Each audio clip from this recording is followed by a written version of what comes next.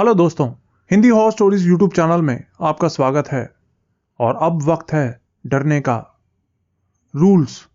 जिंदगी में अक्सर हमें फॉलो करने पड़ते हैं कुछ रूल्स। ऐसे रूल्स जो शायद हमें मुश्किल तो लगें, लेकिन उनको फॉलो ना करने का नतीजा बहुत खराब हो सकता है। दोस्तों, आज मैं आप लोगों को डराने के लिए लेकर आया हूं रूल्स की एक ऐसी कहानी जिसे सुनकर आपके रोंगटे खड़े हो जाएंगे। यह इस स्टोरी का फर्स्ट पार्ट है। अगर आपको यह पार्ट पसंद आए तो आप कमेंट करके जरूर बताएं, जिससे कि मैं इस स्टोरी के नेक्स्ट पार्ट्स भी आपके लिए लेकर आ सकूं। कहानियां शुरू करने से पहले आपको बताना चाहता हूं आज के वीडियो के स्पॉन्सर के बारे में, जो कि है 1xBet। 1xBet एक बहुत ही जबरदस्त ऑनलाइन अर्निंग प्लेटफॉर्म होने के साथ साथ पूरी दुनिया की एक बहुत ही रेस्पेक्टेबल स्पोर्ट्स बुक कंपनी है जिनके पास इंटरनेशनल लाइसेंस है। 1xBet पर आपको बहुत सारे सीजनल और वीकली ऑफर्स एंड बोनस मिलते हैं। यहां आप cricket, football, crash, lucky wheel, Rowlatt जैसे बहुत से गेम्स खेल सकते हैं।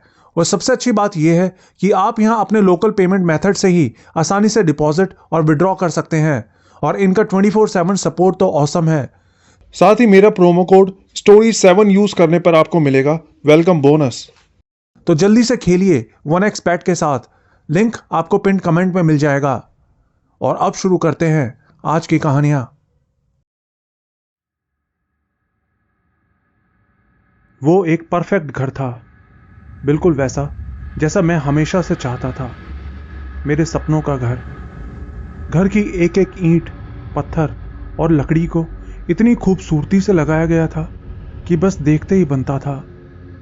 घर की मजबूत बड़ी बड़ी दीवारों पर लगी खिड़कियों से सुबह की धूप जैसे हर रोज आपके माथे को चूमती हो। घर के बाहर एक छोटा सा लॉन भी था, जिसमें लगी घास इतनी सुंदर और वेल मेंटेन्ड थी जैसे हरी हरी घास का कोई कारपेट बिछा रखा हो। बड़े बड़े कमरे थे, जैसे कि वो आपके ही आने का इंतजार कर रहे हों। घर के बगल में ही गाड़ी खड़ी करने का एक गैराज भी बना था। उस घर के बारे में सब कुछ बिल्कुल परफेक्ट था, सिवाय पड़ोसियों के। उस पूरी सोसाइटी में एक RWA बनी थी, मतलब कि रेजिडेंट वेलफेयर एसोसिएशन, जिनका काम था सोसाइटी में रहने वाले लोगों का ध्यान रखना। और पहले ही दिन मेरा उन लोगों से सामना हो गया। वो गर्मियों के दिन थे, लेकिन उस दिन तो आसमान से जैसे बिल्कुल आग बरस रही थी। मैं ट्रक से अपना सामान निकाल के अपने उस नए किराए के घर में शिफ्ट कर रहा था।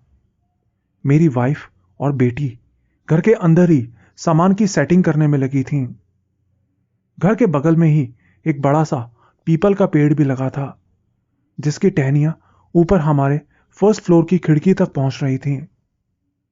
अब सामान उठाते उठाते जब मैं थक गया तो कुछ देर सांस लेने के लिए मैं उस पीपल के पेड़ के नीचे बैठा ही था कि तभी वो अचानक से मेरे पीछे से आके बोली, बहुत खूबसूरत घर है ये, है ना?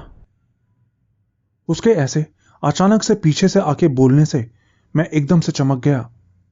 वो फिर से बोली, ओ आई एम सॉरी, मैं आपको डराना नहीं चाहती थी। मैं पलट के उसकी तरफ देखने की कोशिश करने लगा। ऊपर आसमान में चमकते सूरज की रोशनी सीधा आंखों में पड़ रही थी।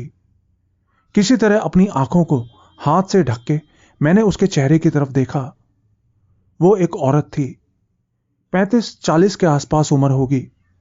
Short stylish hair cut, sari पहने और माथे पे एक बड़ा सा बिंदा लगाए वो मुस्कुराती हुई मेरी तरफ देख रही थी। ओ हाय, मेरा नाम अनीता शर्मा है। मैं सोसाइटी की RWA की प्रेसिडेंट हूं। वो बोली, हेलो मिसेस शर्मा, मेरा नाम इरफान है, इरफान अब्बास। मेरा नाम सुन के उसके चेहरे की स्माइल हल्की सी फीकी तो पड़ी, लेकिन वो फिर से मुस्कुराते हुए बोली, हमारी सोसाइटी में आपका स्वागत है मिस्टर अब्बास। मुझे पूरी उम्मीद है आपको और आपकी फैमिली को यह सोसाइटी उतनी ही पसंद आएगी जितनी हमें पसंद है। हाँ, जरूर। मैंने कभी नहीं सोचा था कि मैं कभी इतनी खूबसूरत जगह पर आके रहूंगा। मैंने भी स्माइल करते हुए उससे कहा, हाँ, और खूबसूरत होने के साथ साथ आपको अपनी जरूरत की सब चीजें भी यहां आसपास ही मिल जाएंगी। वो बोली, यहां पास में ही वॉकिंग डिस्टेंस पर एक बहुत बढ़िया स्कूल है। सोसाइटी के अंदर ही छोटे बच्चों के लिए एक क्रैच भी बना है। साथ ही आरडब्ल्यूए ने यहां एक स्विमिंग पूल और टेनिस कोर्ट भी बना रखा है। उसने एक्साइटमेंट के साथ मुझे बताया। हाँ हाँ हाँ जी, मुझे बताया गया था इन सब चीजों के बारे में एग्रीमेंट के टाइम पर। मैंने कहा, वाकई में यह जगह मेरी फैमिली के लिए बिल्कुल परफेक्ट है। मैंने कहा, और जानते हैं हमारी सोसाइटी की बेस्ट बात क्या है? हमारी सोसाइटी की बेस्ट बात है यहां के लोग। वो फिर से बोली, यहां हम सब लोग मिलजुल के बिल्कुल एक फैमिली की तरह रहते हैं, और किसी को कभी किसी हेल्प की जरूरत होती है तो हम सब मिलके उसकी हेल्प करते हैं। वो बोली। मैंने कहा, हां ये तो है। मेरी बात सुन के वो सीरियस हो गई। क्या हुआ, किसी ने आपसे कुछ कहा क्या? वो बोली, नहीं नहीं नहीं। मैं झिझकते हुए उससे बोला, सब ठीक है। मैंने सोचा, अब मैं इसको अपने साथ वाले पड़ोसी के बारे में क्या ही बताऊं। हमारे साथ वाला पड़ोसी बूढ़ा आदमी शायद हमको देखकर खुश नहीं था। जब मैं सामान शिफ्ट कर रहा था तो वो घर के बाहर चेयर पे बैठा अजीब ही तरह से मुझे घूरे जा रहा था। मैंने उसे इस बारे में नहीं बताया, लेकिन वो शायद समझ गई। ओ, कहीं आप मेहरा जी के बारे में तो नहीं सोच रहे? आप उनकी किसी बात का बुरा मत मानना, वो बहुत अच्छे आदमी हैं। बस अपने बेटे की मौत के बाद से उनका स्वभाव थोड़ा चिड़चिड़ा हो गया है। उनका बेटा आर्मी में था और कश्मीर में टेररिस्ट से लड़ते हुए वो शहीद हो गया था। वो मेरे कान में फुसफुसाते हुए बोली। मैंने कहा, जी मैं भी कश्मीर से ही हूं। ओ अच्छा अच्छा, अच्छी बात है। वो बोली।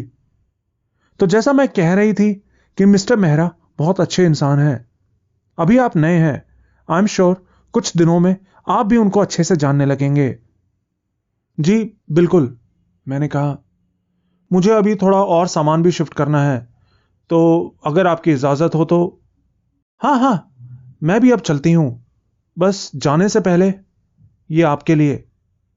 उसने अपने कंधे पे लटके पर्स से एक वाइट एनवलप निकाल के मुझे दिया। ये क्या है? मैंने पूछा। ये हमारी आरडब्ल्यूए के कुछ रूल्स हैं जो यहां रहने वाली हर एक फैमिली को फॉलो करने होते हैं। कुछ स्टैंडर्ड रूल्स, जैसे कूड़ा कहां रखना है, हाउसकीपिंग, पेट्स वगैरह के बारे में कुछ रूल्स। वो बोली। मैंने कहा, ओह थैंक्स ये लिस्ट मुझे देने के लिए, मैं इसको अच्छे से पढ़ लूंगा। मैंने बिना वो एनवलप खोले अपनी जेब में रख लिया। प्लीज इन रूल्स को बहुत ध्यान से पढ़ लेना। वो बोली। जी बिल्कुल, मैं पढ़ लूंगा। मैंने कहा, आपको ये रूल्स बहुत ध्यान से पढ़ने होंगे। वो फिर से सीरियस टोन में मुझसे बोली। उसके चेहरे के एक्सप्रेशंस चेंज हो चुके थे। जी मैंने कहा ना, मैं इन्हें अच्छे से पढ़ लूंगा। मैंने फिर से कहा, और मैंने इतना कहा ही था कि उसने एक झटके से मेरा हाथ पकड़ लिया। उसने बहुत जोर से मेरा हाथ पकड़ रखा था। उसके चेहरे पे स्माइल की जगह अब बहुत सीरियस एक्सप्रेशंस आ गए थे। और फिर वो सीधा मेरी आंखों में देखते हुए बोली, मिस्टर अब्बास, एक आखिरी बार मैं आपको बता रही हूं, आपको ये सब रूल्स बहुत ही ध्यान से पढ़ने होंगे। आपकी तरह इस सोसाइटी में और भी बहुत से लोग रहने के लिए आए, जिन्होंने या तो बेवकूफी में या अपने आलस में इन रूल्स को फॉलो नहीं किया। उनमें से बहुत से लोगों को अपने घर बेचकर यहां से भागना पड़ा, और ये वो लोग थे जिनकी किस्मत अच्छी थी। उसकी आंखों में एक अजीब सा डर और गुस्सा एक साथ नजर आ रहा था। मैंने अपना हाथ झटकते हुए बोला, आप मुझे धमकी दे रही हैं क्या? उसकी आंखें और बड़ी हो गईं। धमकी? नहीं नहीं, प्लीज समझने की कोशिश करें। ये रूल्स यहां रहने वाले सभी लोगों के लिए हैं। आप, मैं, हर किसी के लिए रूल्स एप्लीकेबल हैं, और रूल्स फॉलो ना करने का नतीजा बहुत बुरा हो सकता है। कुछ भी हो सकता है, कुछ ऐसा जिसे हम कंट्रोल भी ना कर सकें। वो मिस्टर मेहरा के घर की तरफ देखती हुई बोली, कहीं ये औरत पागल तो नहीं है? मैं मन ही मन सोच रहा था कि ये इन रूल्स को लेकर इतना पागल क्यों हो रखी है। जाने से पहले मैं एक बार फिर से आपसे कहूंगी कि आप इन रूल्स को आराम से बैठ के अच्छे से पढ़ लें। रूल्स देखने में तो बिल्कुल सिंपल हैं, लेकिन इनको ना मानने का नतीजा बहुत खराब हो सकता है। वो बोली, मैं अब इस औरत की बातों से पक चुका था और बस जल्दी से उसे पीछे छुड़ाना चाहता था। मैंने कहा, मैं पक्का इन रूल्स को अच्छे से पढ़ लूंगा मैम, आप बिल्कुल फिक्र ना करें। मेरी बात सुन के उसके चेहरे पे फिर से स्माइल आ गई। उस औरत की बातों से भी अजीब थे उसके चेहरे के वो मिनटों में बदलते एक्सप्रेशंस। तो ठीक है, अब मैं चलती हूं। एडोर हैप्पी होम्स में आपका स्वागत है। जाते हुए वो मुझसे बोली, एडोर हैप्पी होम्स, ये हमारी सोसाइटी का नाम था। मैंने फैसला किया कि मैं अपनी वाइफ को मिसेस शर्मा के साथ हुई इन सब बातों के बारे में नहीं बताऊंगा, कम से कम तब तक तो नहीं जब तक मेरी बेटी हमारे साथ होगी। रात में आबिदा के सो जाने के बाद हम इन सब बातों के बारे में बात कर सकते हैं। अब मैं चलता हुआ घर के अंदर गया तो देखा कि अंदर मेरी वाइफ और बेटी नीचे फर्श पे बैठी हंस हंस के बातें कर रही थी। अपनी वाइफ और बेटी को इतना खुश देख एक बार के लिए तो मेरी आंखों में आंसू ही झलक आए। इतना कुछ झेलने के बाद, इतनी परेशानियों से निकलने के बाद अपने परिवार के साथ इतनी अच्छी जगह पे आके रहना मेरे लिए किसी सपने से कम नहीं था। पापा, मुझे देखते ही आबिदा खुशी से चिल्ला के बोली। मैंने भी उसको देख के स्माइल किया। मिसेस शर्मा ने जो एनवलप मुझे दिया था वो मैं एक बॉक्स के ऊपर रख के आगे अपनी फैमिली की तरफ बढ़ गया। उसके बाद पूरा दिन कब घर की सेटिंग करने में ही बीत गया पता ही नहीं चला। सबसे पहले हमने किचन तैयार किया, फिर एक एक करके हमने रूम्स तैयार किए। हमारे बेडरूम्स ऊपर फर्स्ट फ्लोर पे थे। आबिदा को वही रूम जो पीपल के पेड़ से सटा हुआ था वो पसंद आया। उसने जिद की कि वो उसे ही अपना बेडरूम बनाएगी। वो बोली, पापा मुझे यही रूम चाहिए। मैंने उसको समझाया कि बेटा, मम्मी पापा तो साथ वाले रूम में हैं, आप भी हमारे रूम में ही आ जाओ। लेकिन वो नहीं मानी। आखिर में हम भी तैयार हो गए। वैसे भी क्या फर्क पड़ने वाला था कि वो हमारे साथ सोए या बगल वाले रूम में। घर तो एक ही था ना, और उस घर में हमारे अलावा और कोई था भी नहीं। रात होते होते हम तीनों ही बहुत थक गए थे, इसलिए मैंने खाना बाहर से ऑर्डर कर दिया। फिर खाना खा के हम तीनों ने कुछ देर और मस्ती की और फिर हम सोने के लिए लेट गए। अगले दिन मुझे बहुत सारे काम थे और सबसे जरूरी काम था आबिदा के लिए एक नए स्कूल का पता करना। दिमाग में और इतनी ढेर सारी बातें चल रही थी कि मेरी मिसेस शर्मा से हुई उस मुलाकात के बारे में मेरा ध्यान ही नहीं गया। ना मैंने अपनी वाइफ को इस बारे में बताया और ना ही मैंने वो रूल्स पढ़े, और ये मेरी बहुत बड़ी गलती थी। रात में बेड पे लेटा मैं गहरी नींद में सो रहा था। तभी एक तेज कान फाड़ देने वाली चीख से मेरी आंख खुल गई। चीखने की आवाज सुनते ही मैं झट से उठ के बैठ गया, और तभी एक और तेज आवाज आई, और फिर एक और चीख, और फिर धीरे धीरे सुबकने की आवाज आने लगी। आवाज बगल वाले मेरी बेटी के कमरे से आई लग रही थी। एक बार के लिए तो मेरी जान ही निकल गई। मेरी वाइफ भी उठ गई, लेकिन मैंने उसे कहा, तुम यहीं रुको, मैं जाके देखता हूं। मैं उबासी लेते हुए बेड से उठा और चप्पल पहन के आबिदा के कमरे की तरफ जाने लगा। आबिदा के कमरे में जाके मैंने लाइट जलाई तो देखा कि मेरी बेटी अपने बेड पे अपने घुटने छाती से चिपका के बैठी थी, जैसे कि वो बहुत ज्यादा डरी हुई हो, और ऊपर से उसने अपने आप को चादर से ढका हुआ था। अंदर से उसके हल्के हल्के सुबकने की आवाज आ रही थी। क्या हुआ बेटा? मैं उसके पास बैठ के प्यार से बोला। उसने कोई जवाब नहीं दिया। डरो मत बेटा, अब पापा आ गए हैं, मैं फिर से बोला, लेकिन वो अभी भी सुबके जा रही थी। फिर मैंने धीरे से उसके ऊपर से चादर हटाई तो देखा कि उसकी आंखों में बड़े बड़े आंसू थे। मैंने उसे अपने गले से लगा लिया। रोते हुए उसको सांस लेने में दिक्कत हो रही थी। धीरे धीरे सांस लो बेटा, गहरी सांस, मैंने कहा। वो इस एक्सरसाइज को जानती थी। उसको ये प्रॉब्लम कई सालों से थी। एक बार जब उसका भाई भी हमारे साथ था तो आइसक्रीम खाते खाते उसको ये अस्थमा अटैक पहली बार ट्रिगर हुआ था। लेकिन इस बार ये क्यों ट्रिगर हुआ होगा मुझे समझ नहीं आ रहा था। शायद नए घर में आने की वजह से। वो गहरी सांसें लेती रही और फिर कुछ देर बाद जब वो नॉर्मल हुई तो मैंने उससे प्यार से पूछा, क्या हुआ बेटा? वो बोली, पापा, कोई मेरी खिड़की पे खड़ा था। क्या? उसकी ये बात सुन के मेरे तो दिल ने जैसे धड़कना ही बंद कर दिया। मैं कुछ नहीं बोला, बस सिचुएशन को समझने की कोशिश कर रहा था। पापा, मैं सच बोल रही हूं, कोई मेरी खिड़की के बाहर खड़ा था। वो फिर से रोती हुई बोली। मैं उसी वक्त फटाक से बेड से उठा और खिड़की की तरफ जाके देखने लगा। बाहर कोई नहीं था। मैं कई देर तक बाहर अंधेरे में ही अपनी नजरें दौड़ाता रहा और तभी मेरी नजर एक मोटी टहनी पर पड़ी जो सीधा उस कमरे की खिड़की तक पहुंच रही थी। वो टहनी इतनी मजबूत थी कि मेरे जितना कोई इंसान उस पर आराम से खड़ा हो सकता था। पापा, मैंने उसका मुंह तो नहीं देखा, लेकिन वो परछाई जैसा लग रहा था।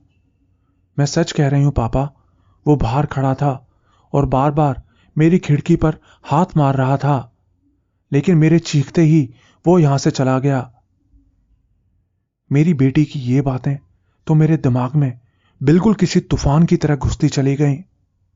क्या मेरी बेटी सच कह रही थी? क्या यहां सच में कोई आया था? मेरी बेटी झूठ क्यों बोलेगी? कहीं उसको कोई धोखा तो नहीं हुआ? दिमाग में एक साथ सैकड़ों बातें आने लगीं। तभी मुझे दिन में मिसेस शर्मा के साथ हुई बातों का ख्याल आया। कहीं इसका उन सब बातों से तो कोई मतलब नहीं था जो दिन में वो मुझे बताने की कोशिश कर रही थी।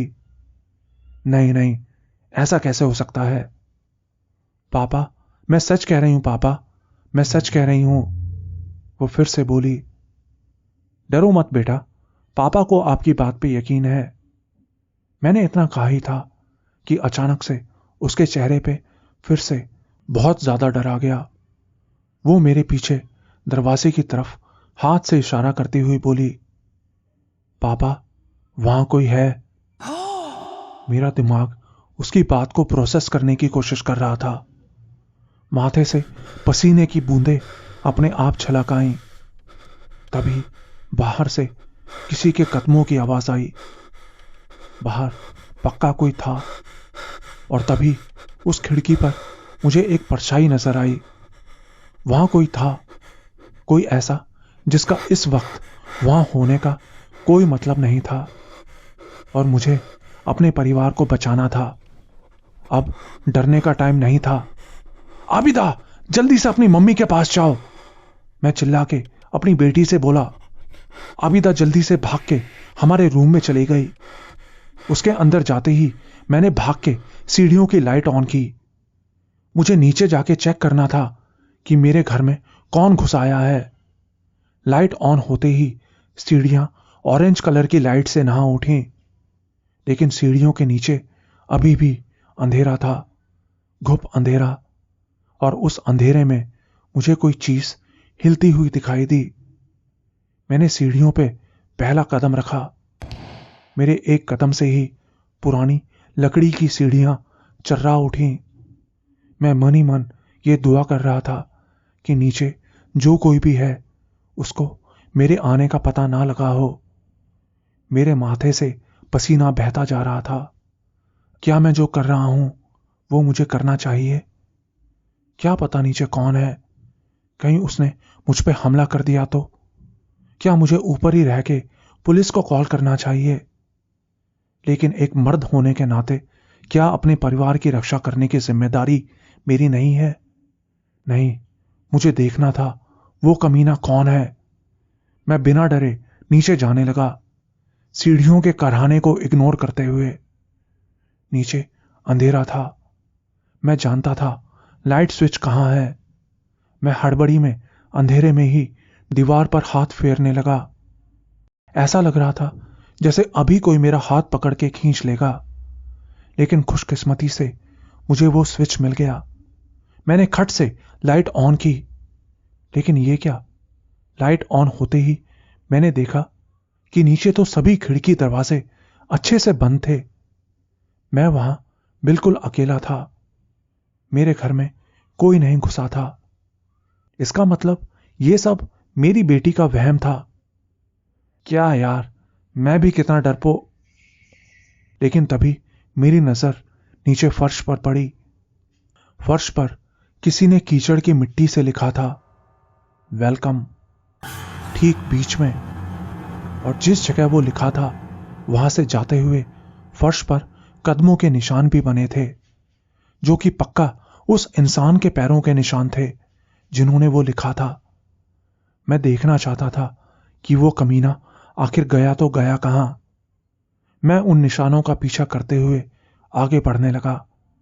मुझे लगा था वो निशान बाहर दरवाजे या खिड़की तक गए होंगे, लेकिन नहीं, वो निशान नीचे मेरे घर के बेसमेंट की तरफ गए थे।